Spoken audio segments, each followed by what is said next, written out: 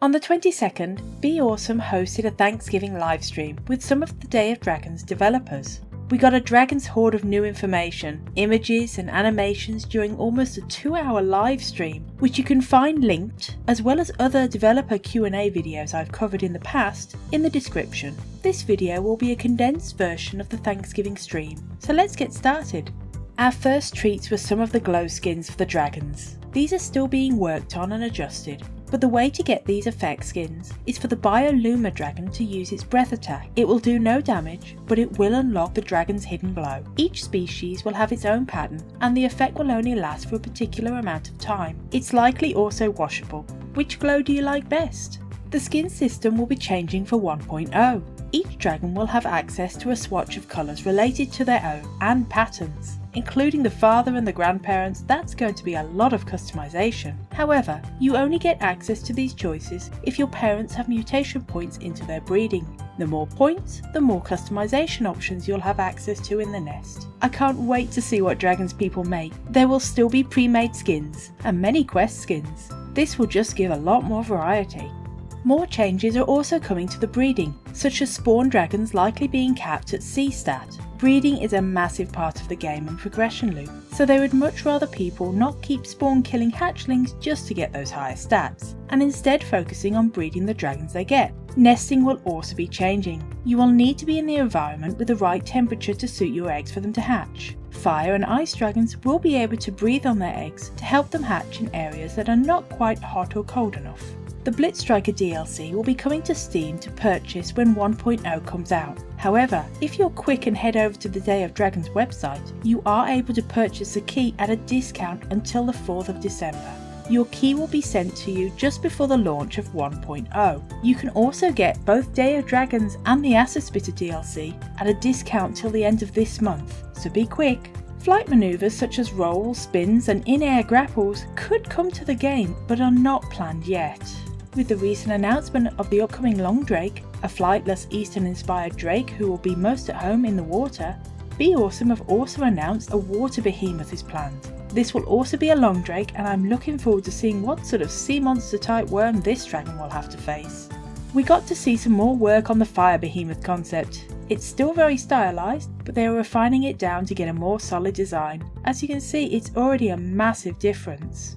More emotes are coming to the game for all dragons. At the moment, the Acid Spitter has the most in-game, but more are being worked on, including a regurgitation emote for dragons to retrieve the pearls stored in their crops. While dragons don't have currency, the devs are expecting pearls to be traded between players, as not all effects suit each dragon, and each pearl is likely going to be slightly different in the amount they boost stats. Not by a huge factor, but enough you will always be looking for that slight increase. While there will be cosmetic pearls to add effects to the dragons, like the jellies, there are no plans to add anything like clothing or armour. Dragons are too prideful and confident in their own scales to cover themselves in something lesser.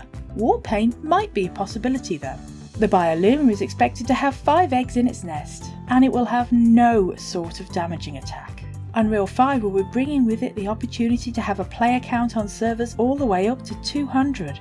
Jo dodged the question about if the Blitz Striker will have a power-up during storms, but he did say that people are going to really enjoy this amphitheatre and that it has a lot of cool features. He also said that Simon, the audio designer, loves the Blitz Striker and has already finished all of the dragon's calls.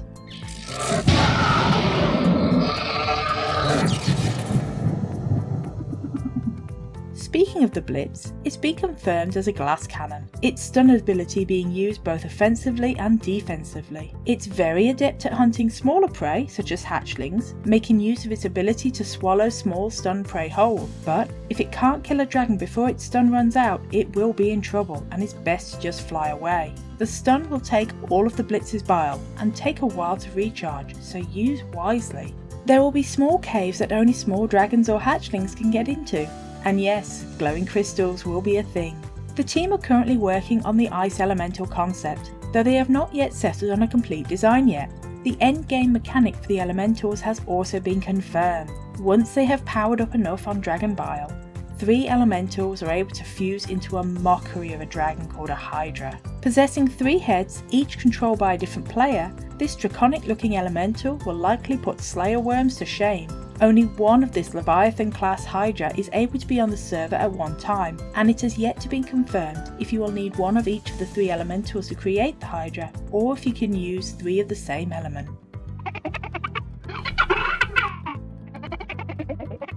The feathered zygovo has had its special ability revealed. It will be able to groom itself to grant a deflect on a single shot, sort of like a shield, a great ability for it to make a quick getaway. It will also be able to groom other dragons and give them a boost to their defences.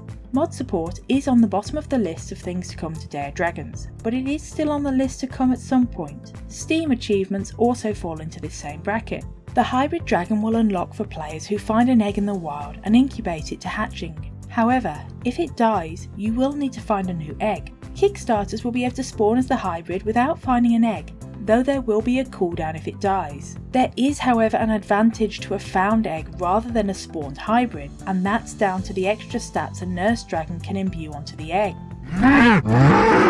Stats that spawned hybrids will miss out on, so even Kickstarters will be hunting for them. Secondary idle animations are also in the works. These will trigger when you don't move your dragon for a while. The developers are hoping to get 2 big updates out each year, however they don't want to push anything out before it's ready, or hold off on an update if it gets completed earlier, so updates will drop once they're ready and only when they're ready. Something that will be a big help is that Carly, an animator and rigger who has been with BeAwesome from almost the beginning, will be joining the team full time starting January. This is a massive boost, as getting these amazing animations takes a lot of time and work, and we are so appreciative of all the work they've put in. What bit of news did you like the most? Or was there a question you wanted to ask? Let me know in the comments. See you soon. Goodbye.